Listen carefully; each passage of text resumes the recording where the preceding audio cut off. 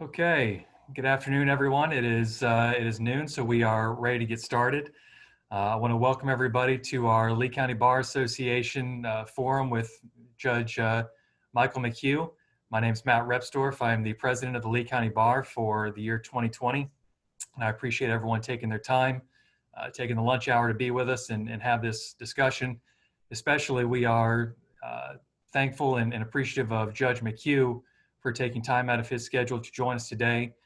We're going to be talking through, as the presentation was titled, the administrative orders that have come to our state court system, along with virtual trials, virtual hearing, and the pilot program that is going to be launched in select circuits throughout our state. As I said, Judge McHugh is our chief judge for the 20th Judicial Circuit here encompassing Lee, Collier, Charlotte, Glades, and Hendry County. He is also a part of the work group on continuity in court operations with Judge Kennedy and the State Supreme Court. And Judge McHugh, I believe, is the chair of the subgroup for the civil, probate, guardianship, and mental health court programs. So welcome, Judge McHugh, and thank you for being here with us. We're going to go through a conversation with Judge McHugh on those programs and what the current state of the court system looks like, what it may look like for the pilot program and virtual hearings, especially the process of how those are going to be conducted. If there is time left over, I know we have a lot of questions. I thank everybody for their feedback since we announced this program and submitting questions to me. If we do have time at the end, if you'd like, there's a chat section towards the right of your screen, hopefully, if your screen looks like mine. If you have additional questions as we go along, at the end, I will do my best to review those chat questions, or you can send them directly to me, and we'll get to as many of those as possible. So we'll go ahead and jump right in and use the best time we can for the hour that Judge McHugh is with us. So again, thank you, Judge McHugh.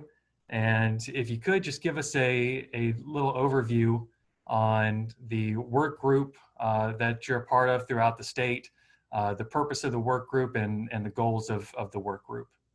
Okay, and thanks for having me. And I'm glad that you have solicited areas of conversation or topics that people want answered or questions that people want answered, because I'm kind of in my own world and I'm not sure exactly what the bar is interested in. And so I don't want to spend time talking about topics that people maybe really aren't that interested in.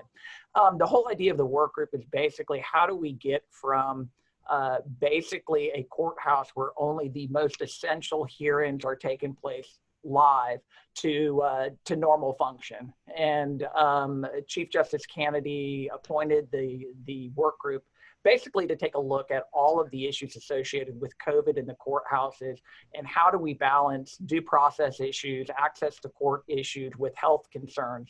And reach that balance between keeping people safe versus allowing people to have their day in court, which is a very difficult topic. Our courthouses were not made for social distancing. Our courthouses weren't made with the idea involved that everyone stay 6 feet apart from each other, wear masks, everything from very simple things like elevators, hallways, jury deliberation rooms, jury assembly rooms, all were made with the idea that, quite frankly, people can be in close proximity with each other. And so the work group is basically working on how do we get back to normal, or as close to normal as possible, while we continue to do this balancing act. Understood. So if you could kind of start off with one of the million-dollar questions I know that are on the minds of a lot of folks that are joining us. To clarify, where do we currently stand in the process of the state court system? What kind of hearings are allowed to be conducted? Who can be at the courthouse? And is there even a timeline or the consideration of a timeline of getting back to normal operations of what we call pre-COVID operations? Okay. There is the Supreme Court and the Supreme Court Administrative Order, I think 2023, basically outlined a guideline in regards to 4 phases. Phase 1 being where only the most essential hearings can take place live with live participation. Those are things like first appearance, in custody pleas. Even in custody pleas, the defendants are not transferred from the jail. It's all done through Polycom. These really basic have to take place, have real due process issues associated with confrontation clause, et cetera. So those were the only things that were allowed to be live. We have in the 20th Judicial Circuit moved to phase 2. And in order to get to phase 2, there were certain benchmarks that had to be made, had to be met. And then there had to be requirements associated with what we did to allow people into the courthouse safely, meaning that we had to have checkpoints at our front doors that do temperature checks, that do questionnaires as far as health concerns, health issues, social distancing, PPEs, including ways to do hand sanitizing, face masks, et cetera. We met those within all 5 of our counties.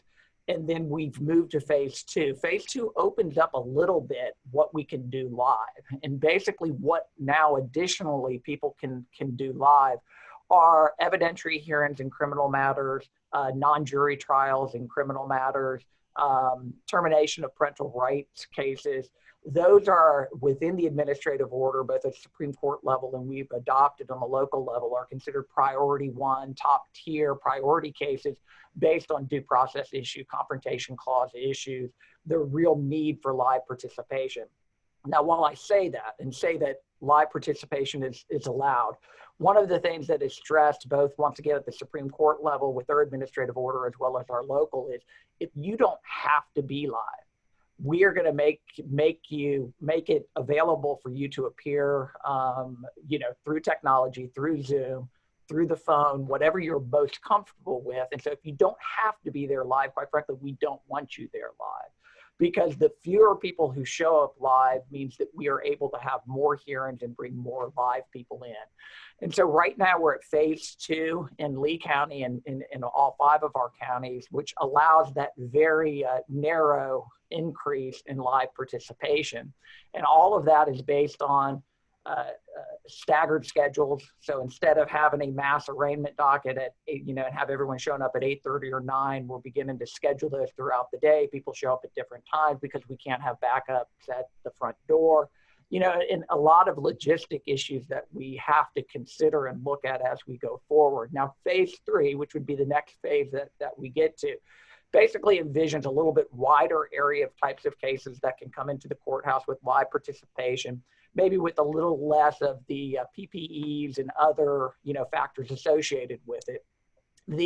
Currently, that's envisioned to be very different in each circuit, in each county of each circuit, in each courthouse, simply based on where we're at. And right now, it's not a one-size-fits-all. We're in phase 2. For instance, Miami-Dade still in phase 1. A number of circuits are still in phase 1 and very well won't be moving to phase 2. Circuit and family generally cannot have live participation other than in some of the matters that I talked about. And the reason for that is that it's much more amenable to non-live participation. It's a lot easier to do Zoom, court call, those types of things for hearings, and even non-evidentiary hearings. And one of the things that the Supreme Court did in their administrative order was to make it clear that people cannot opt out of Zoom participation or participation through technology, that simply saying, I don't want to do Zoom or I don't want to appear remotely and therefore my case doesn't move forward, doesn't get you out of a hearing. You're going to have to show there's a presumption that it works now. And you're going to have to show that there's a reason why your case really doesn't lend itself to that type of format. And there very well might be very reasonable, explanations for why a case might not lend itself to that. But it's kind of changed it to the presumption is we can do it this way in civil and family, and that we can go forward in this way. And it puts it on the parties to show why it doesn't. The whole idea behind that is, quite frankly, to kind of make sure that our cases are moving forward and that we're hopefully continuing to resolve cases. And that's true as well in ADR proceedings. The presumption is that they can be done remotely. And so, we're kind of working in a brave new world. When do we get back to normal, court proceedings? It's really hard to say. As our numbers go up, and what our numbers mean, who knows? I mean, we're looking at the numbers every day. The number of, cases are going up. Hospitalizations still seem to be, deaths still seem to be low. There might be some increase in hospitalizations, and what does it all mean? Is one of the things that we have to figure out and look at. Obviously a vaccine would be great. That probably would get us back to normal. But I don't think that is immediately on the horizon. And so we're looking more at the phase 2, phase 3, possibilities at this point. Understood. And who is it, or is it the Supreme Court that clears each circuit to proceed to the next phase, or who is the gatekeeper? Phase 2 required that each circuit put together an operational plan that basically outlined how you're going to handle each courthouse and how you met the requirements to go into phase 2. As a chief judge, I had to certify that our operation plan actually met the criteria within the Supreme Court's administrative order. If there was issues, OSCA, Office of State Court Administration, would take a look at your operation plan. If they had issues or questions with it, they would contact you and say, hey, you might want to look at this. Does this look okay? When we put in our operation plan, we didn't receive any questions. It went through. And so basically my certification that we were okay to go into phase 2 allowed us to go into phase 2. Phase 3, there hasn't been, and right now we are making recommendations to Chief Justice Kennedy, and I can't go into great detail about it, but there is discussion about requiring the Chief Justice to okay move into phase 3. Whether that happens or doesn't happen, we'll see. But there is discussion about how moving to phase 3 would occur. Understood. One of the obviously main topics we're here to discuss today is the exciting new civil jury trial, the virtual jury trial pilot program. I believe that was a program that's being tested in 5 circuits throughout the state, one of those being the 20th Circuit, and especially here in Lee County. If you could just give us a overall view of that pilot program, how it's going to work, what types of cases are envisioned to go into that program, and then we'll go into a little more detail as we move along. Okay. Yeah, and one of the big issues and one of the biggest obstacles in regards to all of this is jury trials. You might be able to have hearings and even evidentiary hearings remotely. Your civil cases, your family law cases might be able to go forward, but a real decision point in regards to resolution of cases is a trial date. And whether it's based on actually trying that case or simply being confronted with that trial date and having to make a decision, that's quite frankly the way a lot of cases get resolved. And so one of the big concerns is the backlog that's going to be created by not having jury trials. Not only the cases that would normally go to trial and be resolved that way, but the ones that would be resolved simply by being given a trial date. July 17th is when the current Supreme Court ban on jury trials is set to expire, assuming that it isn't set out further. That's when theoretically we would be able to try cases. The problem is, like I talked about before, as long as we're required to social distance and have all of these other requirements in place, our jury assembly room really isn't going to work. If you start talking about complex cases that require a lot of jurors, when you have a maximum of 2 people in the elevator at one time, simply getting 100 jurors up and down elevators in order to get to, courtrooms, et cetera, is going to be a logistic issue. And so priorities are going to have to be laid out as far as which cases get tried first, which ones have priority. The cases on the top of the list are going to be cases that have speedy trial issues once speedy trial is reinstated, and probably, in custody criminal cases, which put civil further down the list. And once again, we're concerned about backlog. Obviously, there are some very important civil cases and people who really want to get their cases resolved. So Chief Justice Kennedy approved a civil jury trial pilot program, which would allow for remote jury trials. And you've probably seen them around the country. I know Texas and Arizona both have tried some forms of remote jury trials at this point, and other jurisdictions are looking at them. It's a topic that we talked about within my civil subgroup. And Chief Justice Kennedy indicated that he wanted recommendations for 5 circuits to try these pilot programs. 10 circuits put in applications for it. And so we got a lot of interest, and then we had to cut those 10 down to 5, and the 20th is one of them. Within the 5 circuits around Florida, each of the plans is a little bit different, and we wanted to try different things. 2 of them are completely remote. from jury selection through the verdict. All of it will be done remotely, all through technology. Within the 20th Judicial Circuit, the plan that I proposed and put out there is that jury selection would be done live. We have gotten permission from the Board of County Commissioners to use their, large commission room in order to do jury selection. And so we have summoned jurors to appear directly to that room. The benefit of that is we keep them out of the courthouse. We don't strain the courthouse as far as the number of people within the courthouse and then potentially endangering higher priority cases or cases that are in tier 1. All of them will appear on floor 1. We don't have elevator situations. We have a large room. We simply would spread them out in the gallery. Enough for one case is all that we would summon there. And then we would allow live jury selection. After the jury is picked, we would have IT people there who would then train them as far as Zoom, how Zoom works, and get them comfortable with it.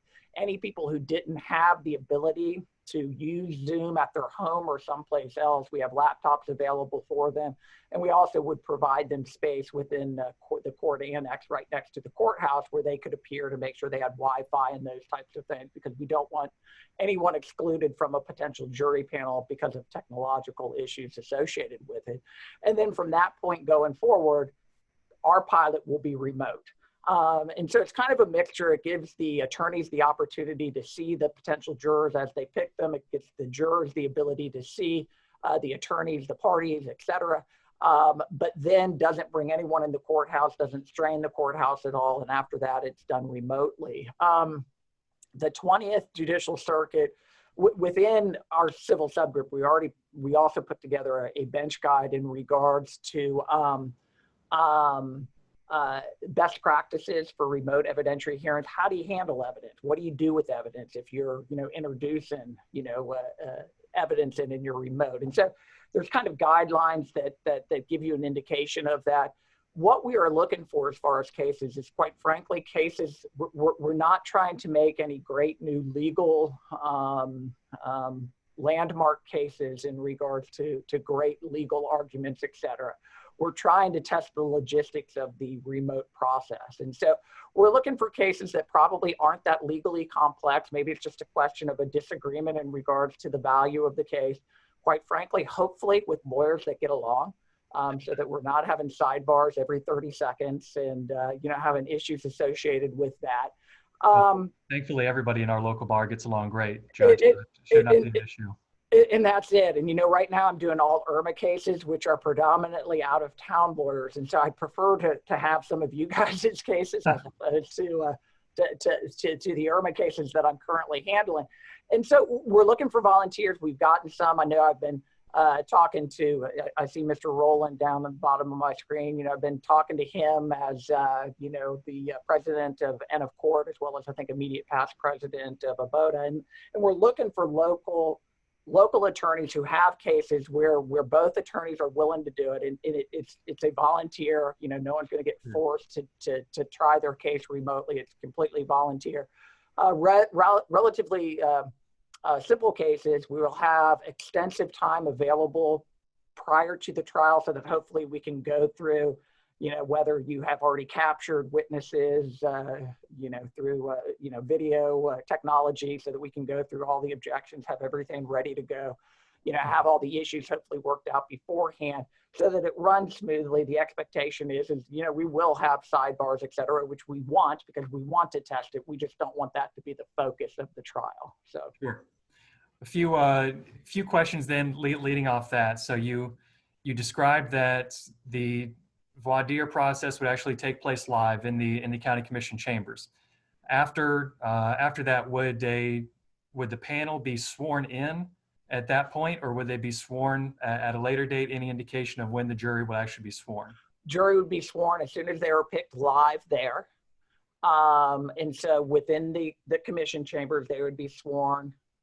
All the attorneys, judges, et cetera, would leave as IT kind of went through their presentation as far as how Zoom works. And then the idea probably is that beginning of the next morning is when, opening and, evidence would begin. So I guess is it conceivable that sworn jurors would actually be watching the trial remotely from their home, or are there designated places where the jurors would watch the trial? Both. If they currently have access to Zoom, have a comfort level that they are able to do it from home, they would be allowed to do it from home. People who don't have that comfort level, maybe don't have technology, don't have Wi-Fi, et cetera, we would have locations available for them within the court annex. That's the way, and I say that's the way I've envisioned it, and that's the way that we've talked about it. But when I have conversations with the attorneys who are doing it, those are some of the issues that we can talk about. The pilot was approved based on live jury participation in regards to selection, and remote besides that.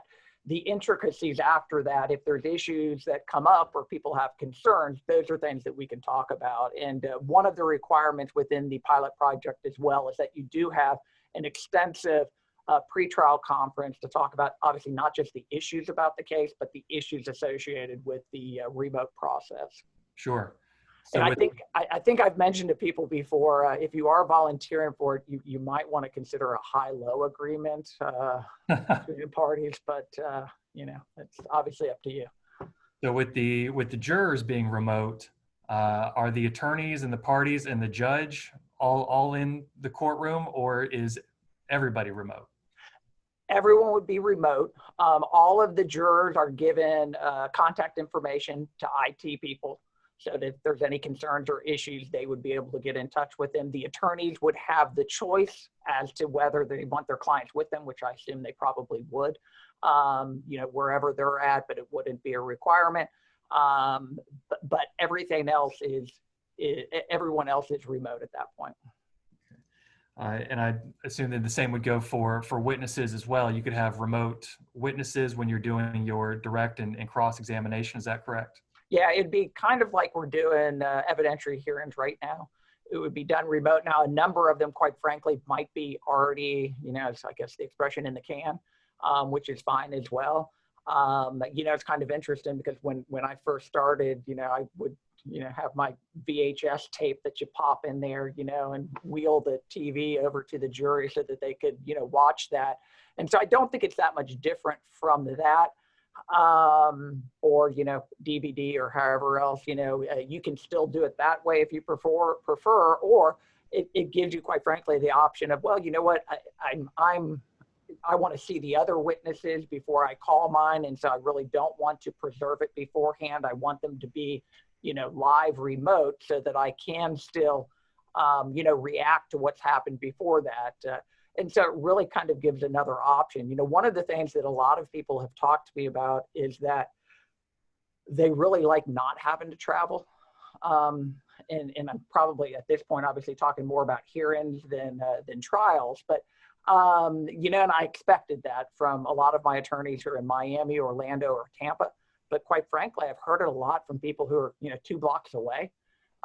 Simply, not having to, leave their office, come over to the courthouse, come up for a hearing that's really only going to be 15 minutes, that takes away about an hour from their practice has been beneficial. And so, one of the things that we're talking about going forward is how do all of these changes that we made, how many of them become permanent? I mean, how many continue to go even after COVID is done? And, benefits associated with being able to do remote oaths and do evidentiary hearings through Zoom and those types of things, might very well be an option going forward. One of the things that we also are doing within our committee is making suggestions as far as permanent rule and statute changes in regards to the civil arena and family arena. And I know we'll have some questions on that a little later. For those of us who have not done virtual evidentiary hearings yet, can you briefly walk us through the best practices or the guidelines for admitting evidence, especially with if authentication issues come up or relevance issues come up and objections when entering evidence? Okay. And there is a best practices guidelines, which is on the 20th Judicial Circuit's website. And so I would encourage you to go look at that. There's also an administrative order that talks about the requirements as far as evidentiary hearings within the 20th Judicial Circuit. And so I don't have it exactly in front of me, and so I'll go through it as far as my understanding, but without it in front of me, this is not precedent, and you can't hold me to it if it's a little bit different. And we're basically, the idea is, and quite frankly, when we looked at this and we talked, because we've had bar involvement, we have attorneys who are members of our committee who have reached out to the bar community as far as their thoughts. And one of the things that was discussed in regards to this best practices is, quite frankly, it's probably the same best practices that should be in place already, and what attorneys should be doing already to get ready for evidentiary hearings, trials, etc. But the idea is the attorneys are required to file what evidence they are going to rely on. And there are guidelines as far as times involved when each side has to list what their evidence is. Once that evidence is listed, each side then has the ability to object to it. And whether it's an objection based on relevance or authentication or whatever it is, they lodge that objection that way beforehand. Everyone knows what the issues are going to be and what needs to be talked about. If there was not an objection to that document, and whether it's authenticity, admissibility, whatever it is, then the objection is waived. And so there's timelines associated with it. And like everything, I mean, you're going to have to talk about prejudice and all of those issues associated with it if there's a violation of the rule. But that at least lets everyone know what we're dealing with. All of the records have to be provided beforehand. And there's a period of time that they have to be done beforehand. And kind of like in most cases where you give opposing counsel your binder, you have your binder, you give the judge or clerk your binder, the same type of thing is done. There's been talk back and forth in regards to how it's provided to the clerk, whether they want it hard copy so that they can, do their evidence stamp on it as opposed to electronic. Because there's different preservation rules associated with things that are filed versus things that have been admitted into evidence. And so we've been working through with all 5 of our clerks so that we can get a uniform way to do it within the circuit. I think what we've landed on is it will be electronic to the clerk, and they can print it out and then, introduce what is introduced into evidence beforehand.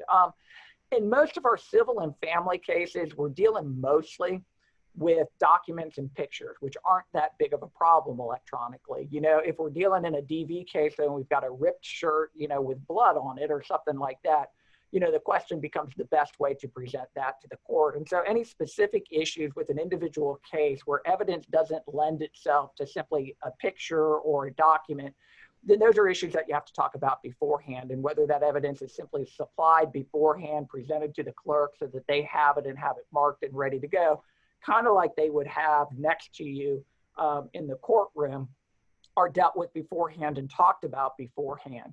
The good thing about this, and like I said, in best practices, even in the pre-COVID world, this is probably the way things should have been handled or should be handled. And a lot of the pretrial orders have similar requirements around the state that you do these types of things.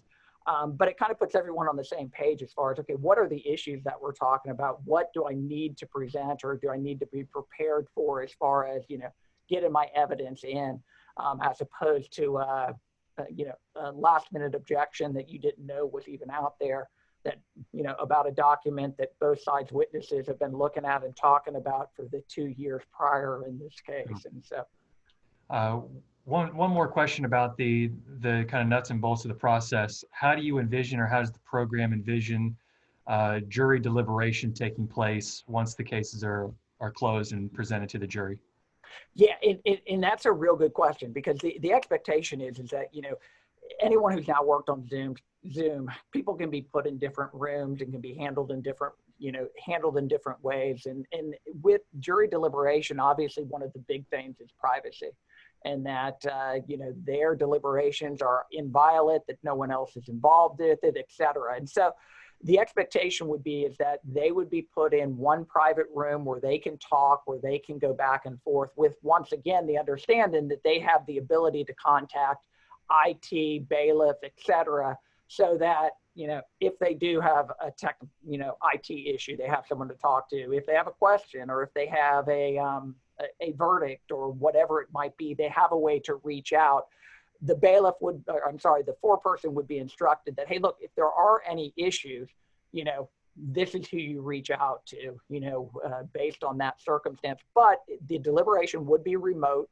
It would be, in a manner that we kind of similar to what we're doing here, except there would only be 6 people on the screen as opposed to, 130 or however many they are. They would have the ability to have those conversations, but then have the ability to reach out if there's any issues or problems that need to be addressed. You kind of segued a little bit for us, talking about the IT issues, security issues. Who is actually going to be responsible for monitoring, setting up, and hosting the Zoom platform during all aspects of the trial? In the pilot project, it's going to be court administration. It's going to be going through our IT people because that's who we have a comfort level with as far as security, et cetera. Another whole aspect of this, and I think me and you talked about it a little bit, and not to segue again, but I think it's important, is access to court, which is a whole, another topic and issue associated with remote hearings, remote trials, and those types of things. And, one of the things that we are working on right now is with Zoom, we can give out the password, we can give out the credentials. If anyone's interested, they can simply log on and be a part of it. And once again, you can move people to different rooms and make sure, hopefully that the people who are allowed to participate can participate, but the people who shouldn't be participating can't. But, we've all heard, concerns or issues associated with security in regards to, Zoom hearings and the ability to, violate those types of rules and potentially disrupt hearings. And so what we're currently working on is that we are putting in place Google email addresses for all of our judges, so that all of their Zoom hearings, only the participants would get credentials for them, but then at the same time, they would be streamed on YouTube. And so that YouTube email address would be available to anyone who simply wanted to watch, so that people would have access to the court, but they wouldn't be able to participate. They wouldn't be able to interrupt. They wouldn't be able to, create problems. I know I had one judge in a family law situation where they had 32 people in for a hearing that was relatively non-complex. And, there's a real concern when that judge reached out and said, what do I do with this? I said, well, you got to allow all 32 of them to be present. But, there's obviously the big concern, are they going to disrupt? When you have that many people who want to be involved, I think you immediately get concerned about, okay, this is an emotional topic or hot button topic that people are not going to respect the fact that they aren't participants in. But it worked. And she had no problem with the proceeding. So once again, that's kind of another part of the balancing act. We have to make sure that there is access to courts and make sure that people have the ability to be present in these proceedings at the same time that we're keeping people away so that we don't create a health concern or risk. Sure. And I think you outlined it before. The pilot program for the jury trials is on a volunteer basis. It is. It's on a volunteer basis. The way the Supreme Court administrative order indicated is cases that are conducive to be done remotely. And conducive, basically, I think I kind of outlined it. Shorter trials. I'm not looking to do a construction defect, medical malpractice 2 or 3 week trial on it. I'm looking at a 2 or 3 day trials. We have days right now in the middle of July set aside at the Board of County Commission that we are looking at for the jury selection portion of it. And so that's what we're looking at right now. Initially, when Chief Justice Kennedy authorized the pilot program, it only ran till the end of July, and we only got approved in, I think, the beginning of June. And so there's real concern. That's a really short window to be able to get out summons, to be able to, get people to volunteer for it, and then get enough cases done this way in all 5 circuits to kind of look at what works, what doesn't work, and what's best practices. And so he recently put out an amended administrative order in regards to Supreme Court Administrative Order, I think it's 2031, that extended the pilot program through October 2nd to give more time to do this, which is good, but probably also kind of gives you an indication of, at least in his mind, when he thinks that civil jury trials in real earnest might have a real opportunity to begin. And it's not till the latter part of this year, probably, a best case scenario. Okay. And so to distinguish between the two, the pilot program is on a voluntary basis, but I believe you were saying earlier, if the court or if your particular judge wants to move forward with a virtual hearing via Zoom, you are compelled to participate in the virtual hearing absent a showing of good cause. That's correct. There's a presumption that hearings through technology are effective. We don't want people, in the reality is in a lot of these cases, and once again, I'm sure none of the lawyers on this Zoom meeting would take advantage of this, but there was a concern that if simply one side can object to any hearing taking place remotely, well, there's normally in any case one side who kind of wants to move forward and one side who kind of doesn't. And so if the one side who doesn't could simply say, yeah, I don't agree, and their case is stopped for, 6 to 12 months. I mean, we're already, in the third or fourth month of this, that would be problematic. And, through the experience that all the circuits had and the feedback that we got within our work group, quite frankly, the feedback we got is that these remote hearings, in fact, do work. And people have been very happy that they are able to actually, A, practice law, but B, move their cases forward through this platform. And like I said, there are cases that probably aren't good for the Zoom platform or any technology type hearing. But those are probably the exception as opposed to the rule. And so we wanted to start with that presumption so someone simply can't say, nope, I'm not going to do it. They need to come and explain why their case really isn't good for that platform and allow a judge on a case-by-case basis to make that determination. Whether you're at a virtual jury trial or a virtual evidentiary hearing, how does the court reporter or the placement of a court reporter being present play into the process? Right now, basically, the court reporter is appearing in the same way that the attorneys, the judge, et cetera, are. If it is a court call or court scribe, they are calling in the same way. When I begin any hearing, I start out, who's here for the plaintiff, who's here for the defendant, is anyone else here for this case? And, court reporter or whoever else might be there then would announce themselves. And so, A, we get a record of everyone who's there that the court reporter can take down. Everyone knows that a court reporter was there and who it is in case anyone needs to order the transcript at a later point. But they appear remotely as well. Once live participation is allowed, in some hearings, obviously live participation is allowed. In criminal cases, electronic court reporting does a lot of it. And so there's really not necessarily a court reporter there. Certain cases, obviously, a court reporter is required. And in that case, a court reporter would be live in the courtroom handling it. But in civil matters, if the parties hired one, they are appearing in the same way that the attorneys are appearing. You also talked about it a little bit earlier, assuming this pilot program goes well and these virtual hearings and even virtual jury trials start to become more mainstream.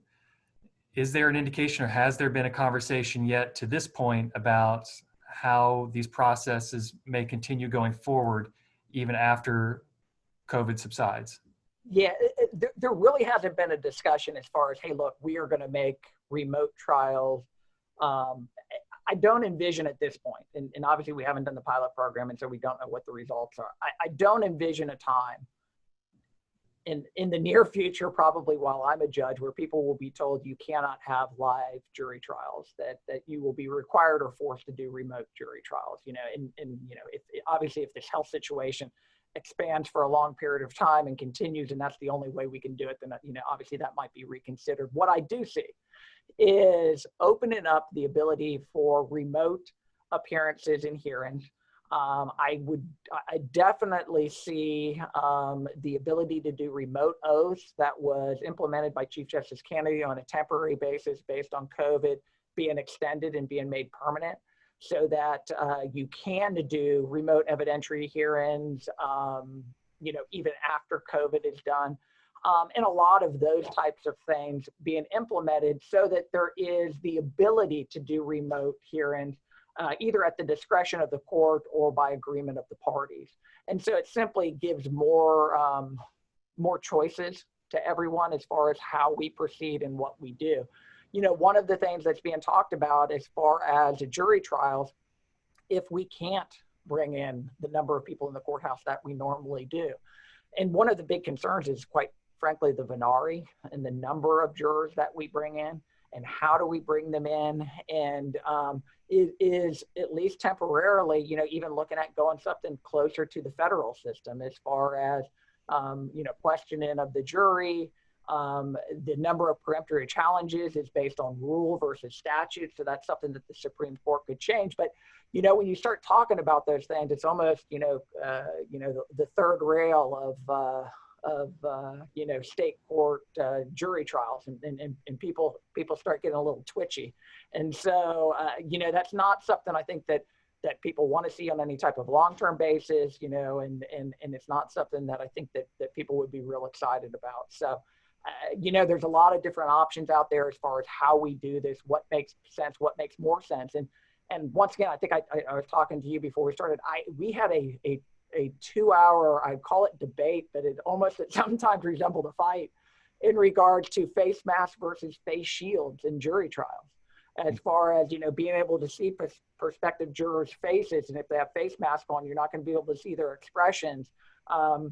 So maybe face shields that are clear so that you can see their expressions would be a better idea. But I mean, we're meeting with epidemiologists from University of Florida, University of Miami, as we go through this process.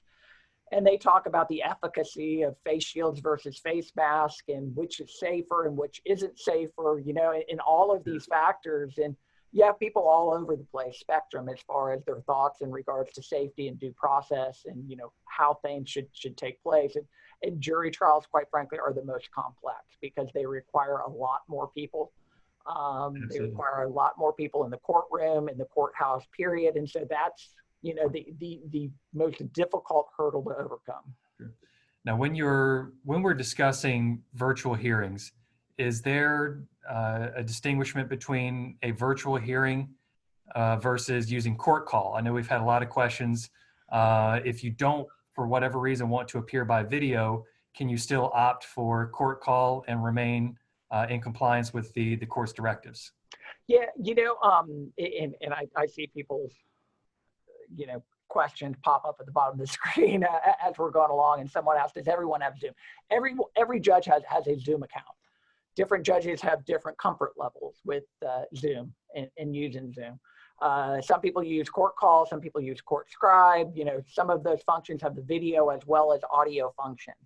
To me, if someone has an evidentiary hearing that is really more of a legal question, it might be evidentiary, but it might be evidentiary in the form of affidavits and that type of thing, more document-based.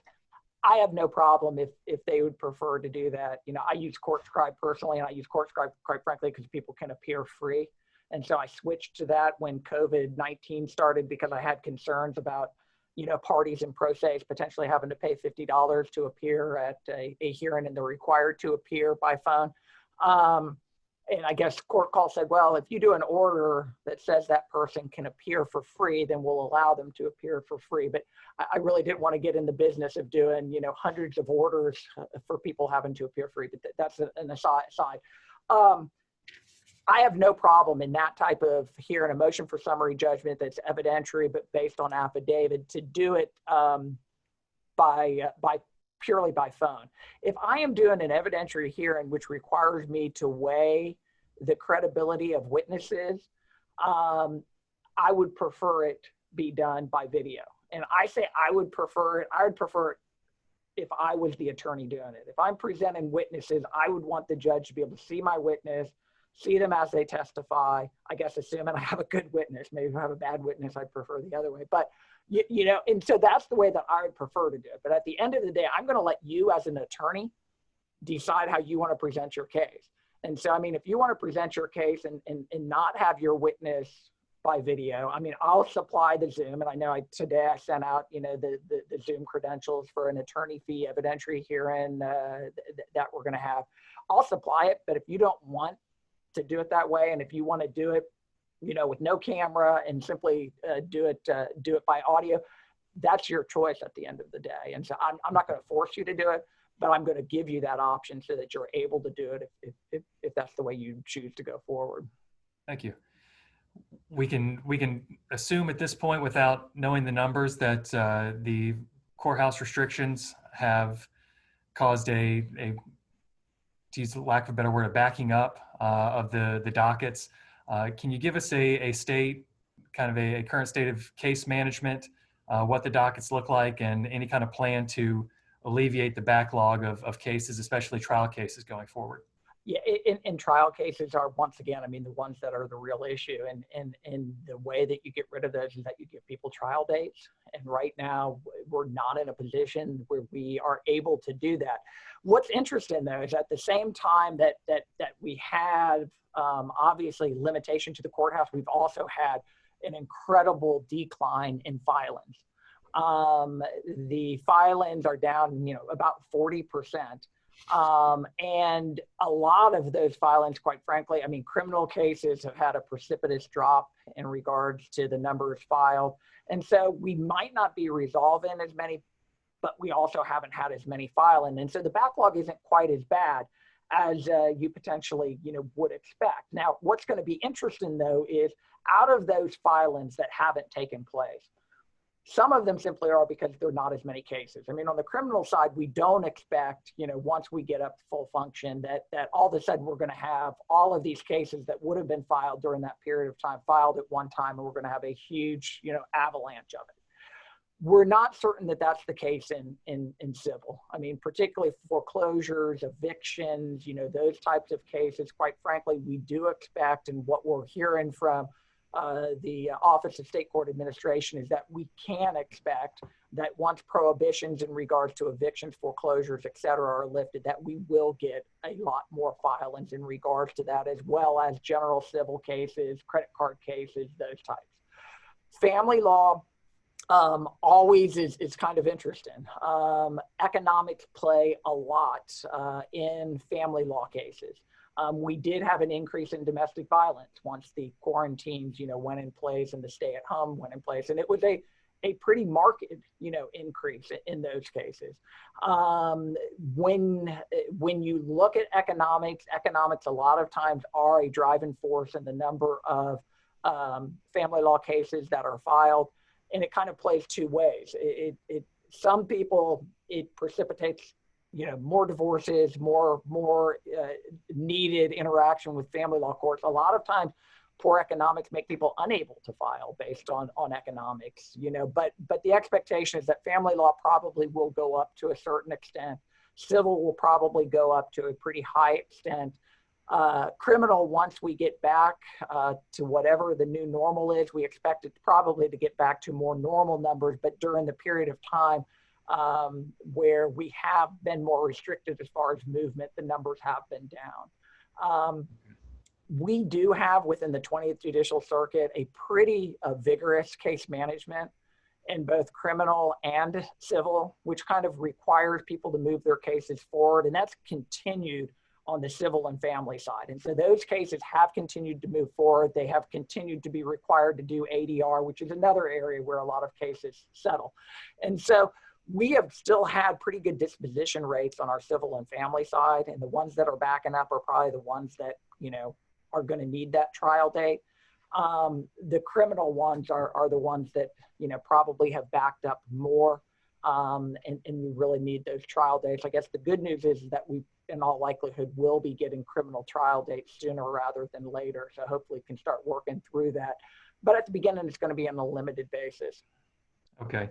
You talked a little bit about the current economic situation and how the economy impacts our court system.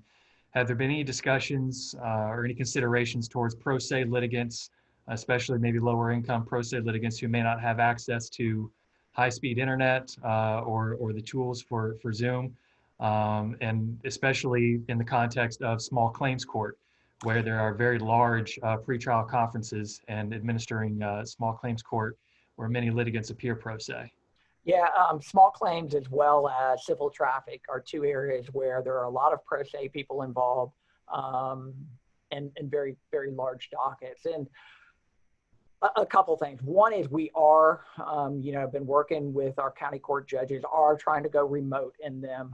A lot of them will be purely telephonic, reaching out to parties telephonically, trying to have that same small claims mediation that you normally have live, have it remotely. Civil traffic's the same way. Civil traffic, we've also just implemented a new administrative order that Judge Palick worked on that basically allows someone to enter a conditional plea, which is basically someone who's contesting the ticket. But the main reason they're contesting the ticket is that they don't want the points on their license. And so what they're able to do is enter a conditional plea, and the condition being that the court reviews it, looks at your case, and makes a determination as to whether they agree to withhold and not give you points. If the court makes that determination, then your conditional plea becomes a plea. If they don't agree with the withhold, then you can go ahead and fight your case. And so the idea is that, hopefully we can kind of carve out a large number of people who potentially, want to argue the issue of points. I mean, that's their concern, so that we don't have to have them appear live. And then at the same time, instigate in a remote process and program, which potentially only requires a telephone versus, a Zoom or live appearance, because with pro se, I mean, that is an issue. I mean, people having the ability to have a steady, reliable Wi-Fi, as well as the technology needed in order to participate in that way. And continuing to do the virtual hearings and even virtual or remote depositions for court reporters, is there going to be an extension of the online remote oath? I think as long as we have any type of COVID situation, the ongoing, until we get to phase 4, I would say yes. I would be surprised if Chief Justice Kennedy, in phase 4 basically is that COVID is no longer, a major issue in our lives. As long as that's in place, I anticipate that there will be an extension of the remote oath. One of the things within the civil work group that I'm chair of that we have recommended is that be just permanent, that go on forever, that allows the judges through video to do that oath, particularly when there's really no dispute that the person who's testifying is who they are. I mean, normally I haven't run into a whole lot of fights that, this person really isn't that person. And so I think I'd be surprised as well if that rule change wasn't made permanent going forward. So that remote evidentiary hearings can take place, if it's deemed appropriate, even after COVID. Right. One of the other questions we had, Judge, obviously it's much easier when you're all in one room and the jury is in the room with you.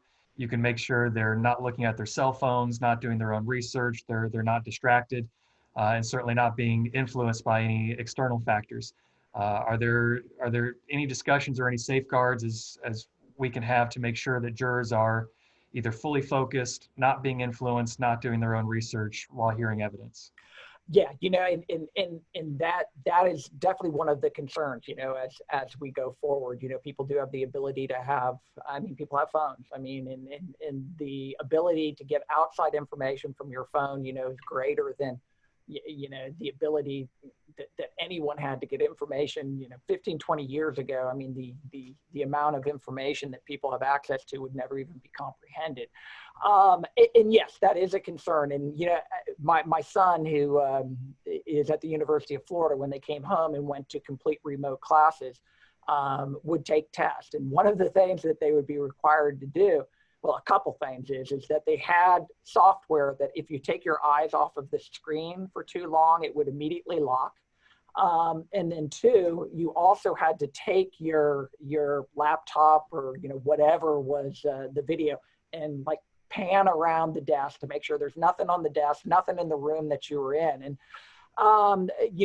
I don't think that we would go to that type of extreme, but it is something that obviously we would have to talk to them about. One of the things that I've kidded about is that, even before technology, doing jury instructions in a jury trial, I think I mentioned about 8 times that you cannot look at any outside source, use your computer or anything else to look at websites, et cetera, which obviously we're going to have to continue and even reinforce. And, one of the things within the pilot project that we're going to have to talk about is, what new jury instructions do we give based on this new format? And how do we instruct them as far as what's going to go on and the expectations of them? But I mean, obviously that's one of them. I mean, the same obligations that they have that if they were in the courtroom and in that jury box, or later deliberated would still be in place, and making sure that they're aware of that and then safeguarding it as much as we can. And we all kind of know and maybe even suspect, despite the 8 times that I tell them and every time that they leave the courtroom, please don't talk to anyone, please don't research on any of the issues that we've talked about.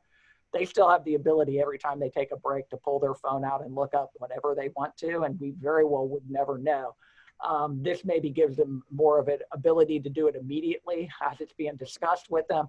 But it's a very real, concern, which is why we talk about it so much, in jury instructions. And so I think that's there, whether it's remote or live. They maybe have a little bit more opportunity in a remote setting. But going along those lines of being influenced, obviously when you're in a courtroom environment, you're in a very controlled environment. As we see just looking at your screen, when you appear virtually through Zoom, litigants do have the ability to have a backdrop or certain lighting or certain environments. You could have a breezy beach scene or your library, or backdrop of the White House emblem. You're talking about Mr. Hamlin. Mr. Hamlin looks very comfortable right now. I could see how a jury would really like him and relate to sitting on a beach during a trial. Are there going to be or would there be any restrictions on what attorneys could use as their backdrop, as their lighting? Because I mean, being in the feel of a courtroom can influence the outcome of whether a jury relates to you or your client. Yeah, and there will be requirements as far as the attorneys go, as far as what their backdrop will be. It basically, it kind of takes me back to at the time, Chief Justice Labarga, telling judges that their robes had to be completely black with no adornments. I think it's going to be the same type of thing as far as attorneys and their backdrops, and witnesses that they present as well, particularly, I mean, if you've got, a retained expert that you have control over, there's going to be discussions as far as what their backdrop can be and can't be.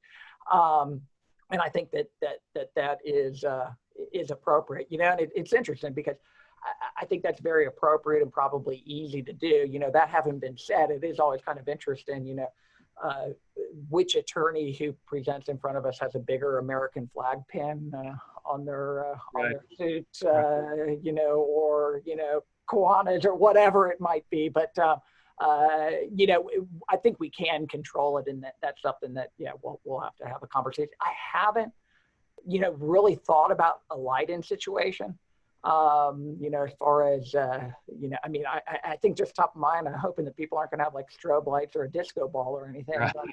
But I really haven't thought about like what requirements would be put in place in that regard, but it's probably something that we should. Okay. And last question for you, Judge. Obviously, when this opens up, when trials start in the criminal sector, speedy trial cases will be prioritized.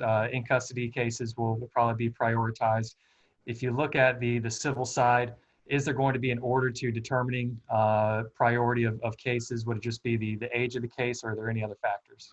Yeah, it's going to be, there is going to be priority in very general terms, and you just kind of outlined, and I think I talked about it before. Speedy trial cases are going to be first, and that's whether it's, felony or misdemeanor, probably prioritize it. How much time do we have? I mean, to try this case. If you have a speedy trial case that you have 1 day to try, that's probably going to be number one. Regardless of whether it is a misdemeanor or a felony, there'll be that type of priority.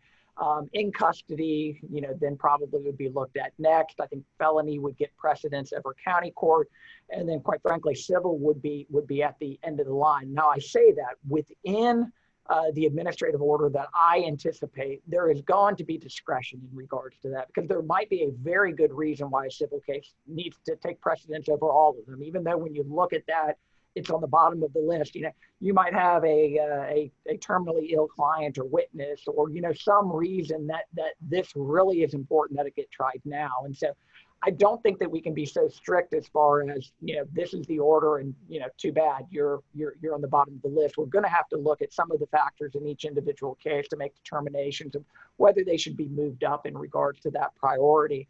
And some discretion will be given, but there will be a generalized order as far as the cases with that degree of discretion. Understood. Can you remind us one more time, Judge, where those best practices are posted for entering evidence in a virtual hearing?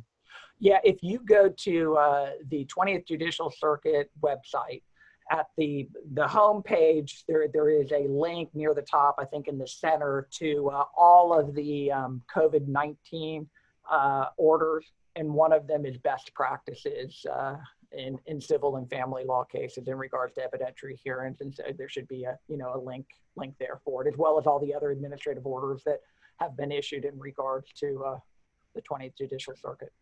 And if there's anybody who is present today and really liked what they heard and excited to participate in the pilot program, what's the best way to volunteer your case? Yeah, if you have a case that you think, hey, look, middle of July, we'd be ready to go, I would ask you reach out to opposing counsel, because obviously both sides need to volunteer for it.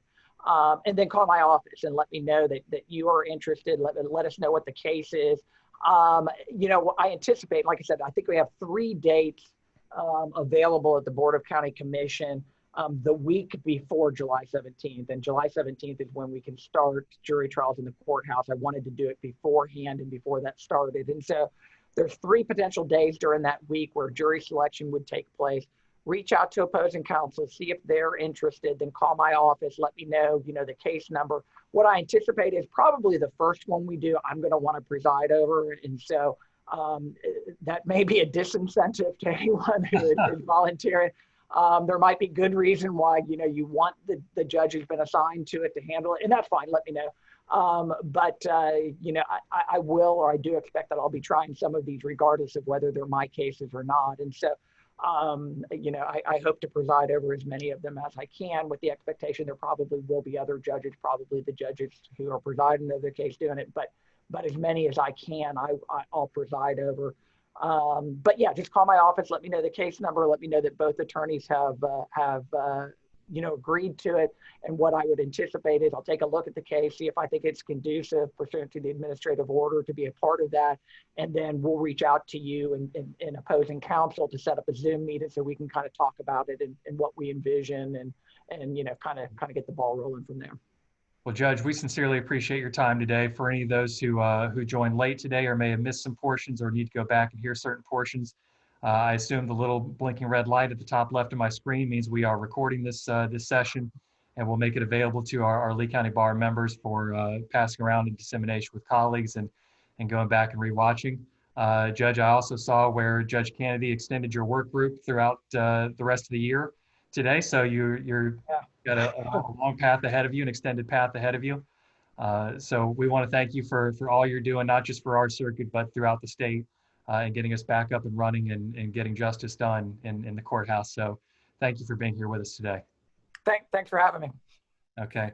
If anybody has any other questions, please feel free to reach out to our office with the Lee County Bar, to our executive director. We'll make all this information available. Have a great afternoon, and thanks for joining us.